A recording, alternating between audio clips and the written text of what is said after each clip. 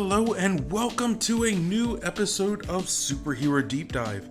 I, as always, am your host Jason, and I have a great episode. It's kind of out of the ordinary, but I think you all will enjoy it.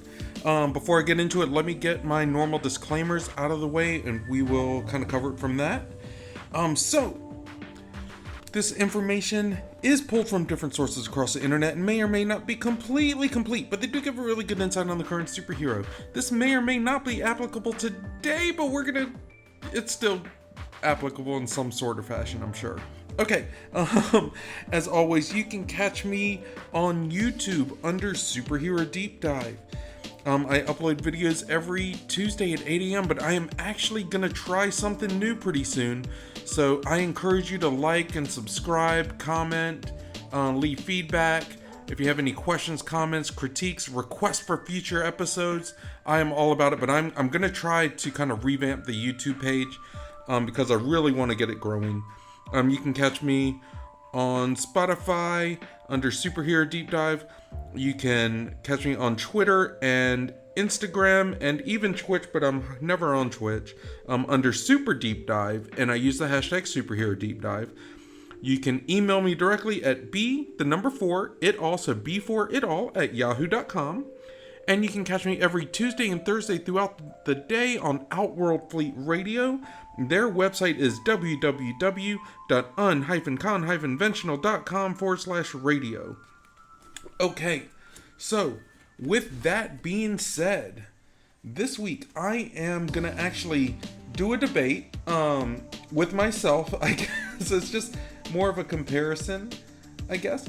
But it is Silk versus Spider-Gwen, because I covered Silk a while back and there were a lot of similarities, and I didn't want to cover Spider-Gwen because she was so popular, but man, there were just a whole lot of similarities, so I kind of wanted to do a debate on which one I think is a little bit better, which one I think maybe would win in a fight, and kind of stuff like that, and see where it goes. So I encourage you all to comment on, especially on YouTube, because I love having conversations with people on YouTube. But comment with who you think would win, who you think is better, and kind of where you stand on the topic. If you're listening on wherever you listen to your favorite podcast, email me or send me a message on Twitter or Instagram. Like I said, that's Super Deep Dive under Twitter and Instagram. Or you can send me an email at b4itall, so it's b4itall, b4itall at yahoo.com. But let's get into the origins. So, for Silk, 13 years ago during a demonstration on the use of radioactive rays at a science exhibit, a spider is accidentally exposed to a large amount of radiation. In its dying moments, the arachnid bites Peter Parker. As a result, the young teenager gains amazing powers and becomes Spider-Man. However, this is not the end of the story. Mere moments after biting Parker swipes the spider away, and the spider bites another student named Cindy Moon. Soon after, Cindy's abilities, including organic webbing, which is not like Peter Parker's, manifest, and she is unable to control them. And unlike Peter, Cindy Moon doesn't adopt a superhero persona right away. Instead, she ends up being found by someone named Ezekiel Sims, who's a wealthy businessman with a recurring role in the Spider-Man comics. And he's obsessed with Spider-Man, so he finds her and keeps her locked away for years. Peter Parker eventually frees her, kickstarting her superhero career as Silk. So she's got the same origin pretty much, only she was bit second. And maybe with the organic webbing, maybe that's a result of the second spider bite. Like, maybe the spider was kind of generating its venom or whatever it is, bites Peter Parker, and instead of getting like a full dose of it, gets swatted to Cindy Moon and bites her and actually gives her a full dose where she's able to create webbing now. So that's my take on it. But let's go to Spider-Gwen. Okay, so Spider-Gwen, in an alternate reality designated Earth 65, Gwen Stacy from Midtown High School is a drummer in a band called the Mary Janes. consisting of her and her friends, Mary Jane Watson, Betty Brant, and Glory Grant, who compete with Felicia Hardy and her band, the Black Cats. Bitten by a radioactive spider, Gwen becomes the hero Spider-Woman. Shortly afterwards, her friend and classmate Peter Parker attempts to exact revenge on those who bully him, becoming Earth-65 version of the Lizard. Gwen subdues him and Peter dies due to the chemicals he used for his transformation. Spider-Woman is greatly affected by Peter's death and inspired to use her power to protect others. She is also blamed for Parker's death publicly by J. Jonah Jameson. Her father, New York Police Department Chief George Stacy, hunts for Spider-Woman, aided by this world's Captain Frank Castle and Detective Jean DeWolf. During a later confrontation with her father, Gwen reveals her true identity to him, and shocked, he tells her to run. She has some other adventures, but it eventually leads to her being in the main Marvel universe. But, you know, they have similar origins, but not quite the same. I gotta say, I'm not a big fan of Spider-Gwen's origin, simply because, it's an alternate universe, and I get that, and I have no problem with alternate universes. I really enjoy them, because I've always been a fan of, like, the What If series and the Elseworlds titles from DC. But this one, she's in a band called the Mary Janes, and so it kind of brings in that. You have another band with Felicia Hardy called the Black Cat, so it kind of brings that in. I think it's kind of a cheap way to connect those. Maybe it's just me, but I don't know. Definitely interested in what you guys have to say about it, because I think it's kind of cheap. In wrestling they call that cheap pops or cheap heat, where someone makes fun of the town that they're in, just for the fact of getting people to not like them, or they make great comments about the town they're in for no other reason to get people to like them. So it's kind of like, that's what I consider it as. I consider it just cheap in general. But yeah, what do you all think? Let me know. But let's get into powers. Powers are a big thing, right? So Cindy gained similar, and this is going back to Silk. So Cindy gained similar abilities to Peter Parker when she was bitten by the same radioactive spider that gave him his abilities. Though her spider sense, which she dubbed her Silk sense, is far stronger than Peter's. And on their first meeting, Peter observed that she was even faster than him, though not quite as strong. And that could just be the biology of it. And, which is funny because, I tried to talk to my wife, and my wife was like, she wasn't buying it. But maybe Peter was already stronger in general than Cindy Moon. So as he has worked out, it's proportionate, right? So they don't get a straight amount of strength. Like, it's just, he's just stronger in general. Maybe she's worked on more speed stuff, so where she was faster. I don't know. But she was faster than Peter Parker, though not quite as strong. She also has the ability to shoot webs out of her fingertips, which Peter doesn't. And she has an eidetic memory, so like a photographic memory. So we can take that for what it is. Let's go to Spider-Gwen. Spider-Gwen, she was originally depicted as having similar powers to Spider-Man, which originated from the bite from a radioactive spider. These powers include superhuman speed, agility, enhanced strength that enables her to lift about 10 tons, and the ability to adhere to surfaces such as walls, and a precognitive spider sense that warns her of danger. She uses web shooters that were created by retired crime fighter and billionaire mogul Janet Van Dyne, who is the Wasp in the main universe. And the mechanisms help filter moisture from the air to create an adhesive web fluid, which itself creates web nets, ropes, and globs, among other shapes. They also help her swing from building to building, not requiring refilling as long as moisture is present. Spider-Woman also has a wristwatch that allows her to travel to the multiverse after the events of Spider-Verse, and she's commonly depicted as using her smartphone for superhero equipment.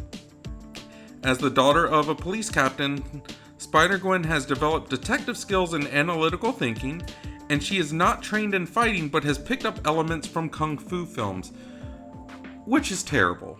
As someone that has studied martial arts for years and years, please, please, please, please, please, pretty please, with sugar on top and even a cherry, do not copy what you see in movies.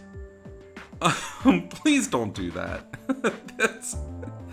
But you know, I guess if you're faster than normal people, if you're more agile, if you're stronger, then you can copy things from martial arts movies and shows and stuff like that to because there's you have a wiggle room for error in your technique. And from what I understand, she's a dancer as well, so she has a natural kind of grace and movement about her, which is pretty awesome. But those are her powers. The Silk powers, that's Spider-Gwen's powers. Who has the power advantage? I gotta say, I like Silk's origins better, but I like Spider-Gwen's practicality of her origin better, if that makes sense. Like, Silk was in a, like, she got it. She didn't really work on her powers until she was taken to a lab for, I think, about 6 years. So, you know, that's when she kind of honed things, but she didn't actually go out, so you don't get a whole lot of the trial by error or trial by fire. Spider-Gwen has that, and I kind of like that as far as an origin goes. If you guys heard that, I forgot to put my phone on mute, so I am sorry. Let me do that right now, actually, because I don't need that in my life. All right, but anyways, so origin, I'm gonna overall give it to Spider-Gwen because it's a little bit more practical. And I think part of Spider-Man's charm overall as a character is the fact that he had to learn a lot of this in a trial by fire kind of situation. And as he learned, he made mistakes, and he was more relatable. And I think that being in a controlled setting for years and years and years, you take a lot of that away. And that just doesn't appeal to me. It's less relatable. But let's talk about powers. They have similar powers. I gotta say, I like the fact that Silk can make her own webbing. But I really also like the fact that Spider-Gwen has her web shooters that just pull moisture out of the air, because it's kind of a step up from what Peter Parker does, where he's got to change cartridges. Now, I can see where that could be a disadvantage if the air is extremely dry, if they're like in a drought period or an area of drought where there's not a lot of moisture to pull out. Like, what do you do at that point? Would that happen? Probably not. Could that happen? Absolutely. And you got to think, with superheroes, it's not that uncommon to be pulled to different terrains, different planets, different just areas in general. So, you know, what happens? What happens from there? So there's that. But I don't like the fact that she's pulling up elements from kung fu films. But, you know, also, I kind of, as far as fighting skills, but I kind of do like that because it just feeds into the naivety of it all. So for powers, I'm still gonna give it to Silk. I'm still gonna give it to Silk because as far as honing your powers, learning the limitations, that controlled setting that she had can really help. You know, you can play different scenarios, and learn things. You know, you can test different limits as far as your toughness, as far as your speed, and really hone those in and come up with kind of battle strategies. So as far as powers go, I do like that. I like that. I'm going to give it to Silk. So right now I am For origins, I'm going with Spider-Gwen as better. For powers, I'm going with Silk as being better, especially with the natural webbing. The natural webbing helps out a lot because you don't have to worry about a drought. I guess you just have to worry about your own internal supply, but as Tobey Maguire talks about, sometimes you have those mental blocks and it hurts you, but you have to get through it. And if she's learning this in a controlled environment in the lab settings where she's honing her skills, she's going to kind of have an idea of when she's running low on her own internal webbing, you know? So, yeah. So right now it's kind of dead even, right? I was looking up fun facts, and I really didn't have a whole lot of fun facts, but I do have a couple. There are a couple facts. Now, Silk actually debuted in April of 2014, and Spider-Gwen debuted in September of 2014. So you're looking at, 5 months apart from each other? So let's just say half a year. Half a year difference of them debuting. That's practically one on top of another. You know, Silk was in the main universe, and Spider-Gwen was from an alternate universe. Spider-Gwen is infinitely more popular than Silk. Infinitely more, because Silk wasn't in the Spider-Verse movie. Spider-Gwen was.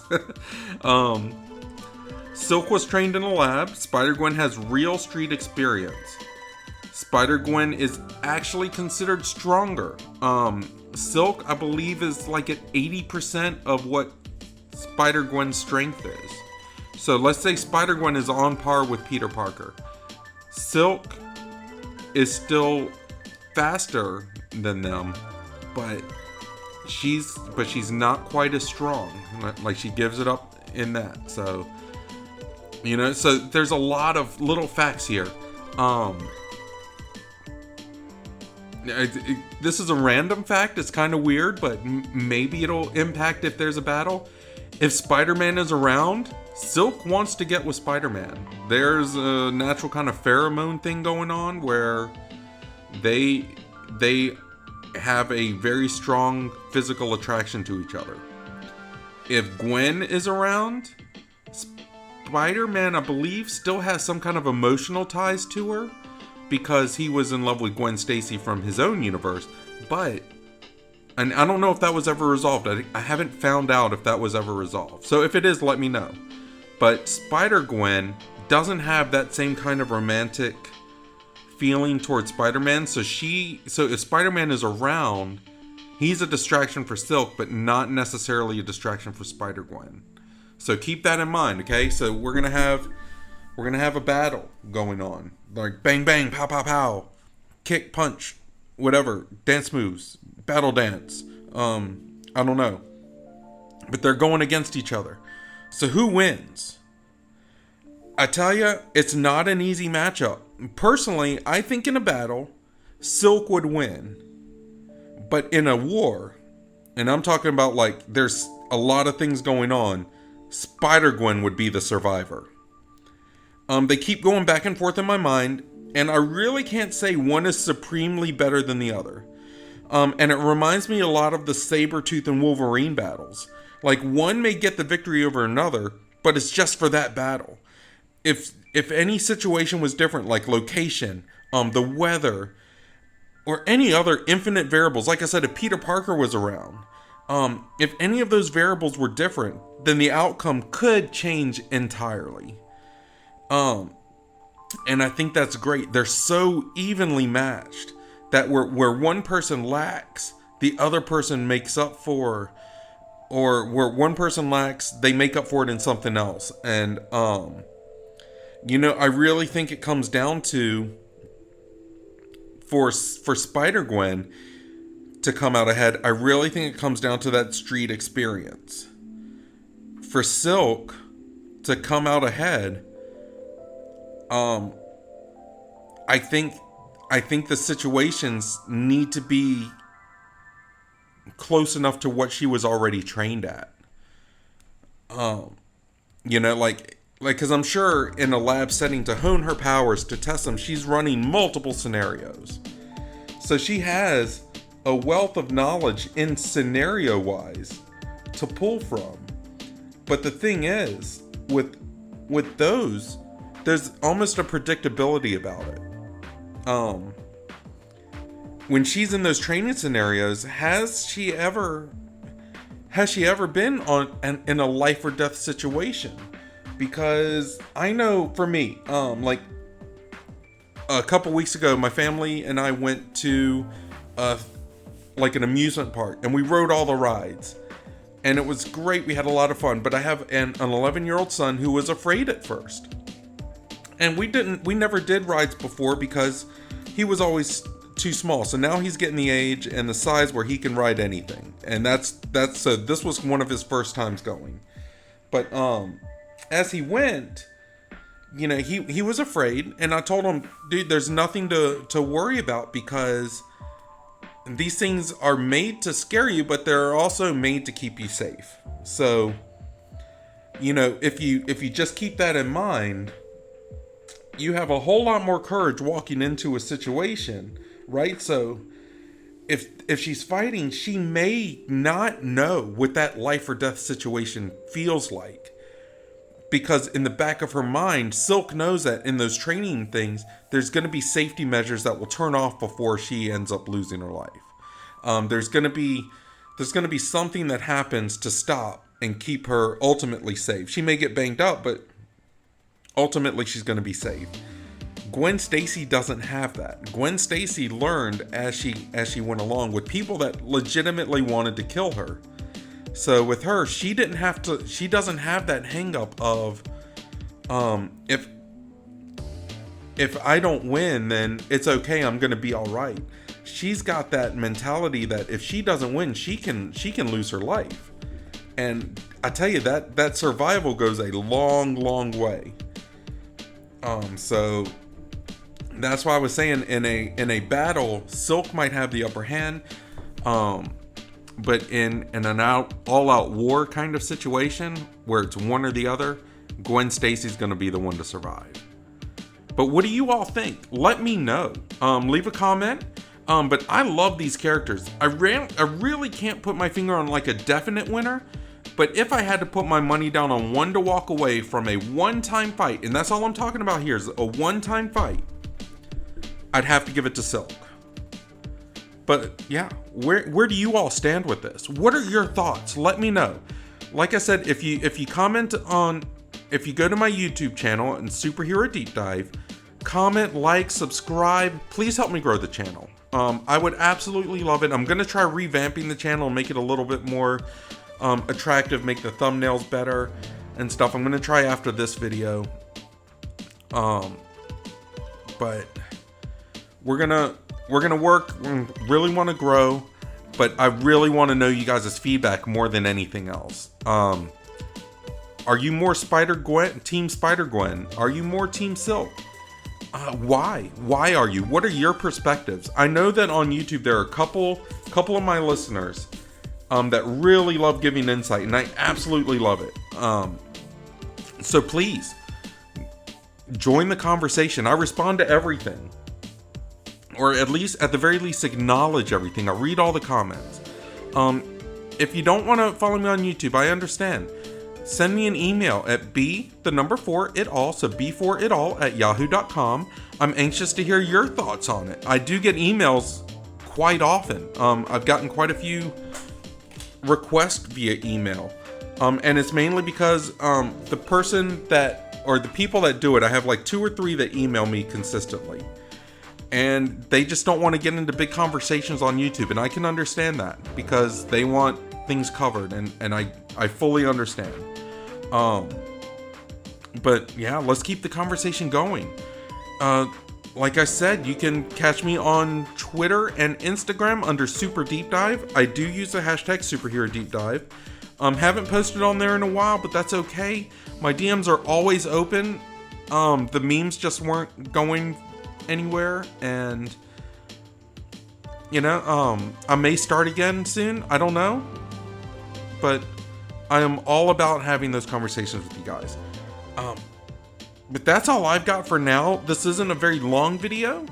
But Spider-Man or Spider-Gwen versus Silk, where do you stand? And tell me why you stand where you stand. Don't just say, oh, I like Silk. Why do you like Silk? Why do you like Spider-Gwen? Oh, I gotta say, Spider-Gwen being infinitely more popular is a big, huge plus on her behalf too. But let me know. In the meantime, I am gonna step out. I hope everyone is blessed. I hope everyone is happy. I hope everyone's safe. I hope everyone is smart. And if you're not smart, don't get caught. All right, guys, I will see you next week. Bye-bye.